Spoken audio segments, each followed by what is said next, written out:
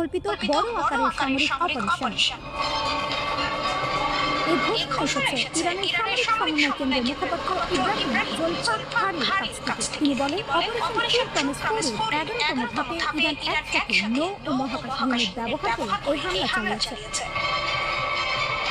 ইরানের দাবি অনুযায়ী এই হামলাকারী পারস্য উপসাগরে মার্কিন সামরিক ঘাঁটি, ইসরায়েলের সামরিক communication centre, Tel Aviv, Jerusalem ও গ্যালিলি অঞ্চলের 20টি দেশের স্থান। তাদের বক্তব্য পরিষ্কার, এটা প্রতিশোধ। তারা বলছে, আগের 12 দিনের যুদ্ধের চেয়ে বড় আকারে তারা হামলা চালিয়েছে। অন্যদিকে যুক্তরাষ্ট্র জানিয়েছে তাদের 6 জন সেনা নিহত হয়েছে, অর্থাৎ বাস্তব ক্ষয়ক্ষতি হয়েছে। কিন্তু ইরান যে বিশাল সংখ্যার কথা বলছে তার সাথে পার্থক্য রয়েছে।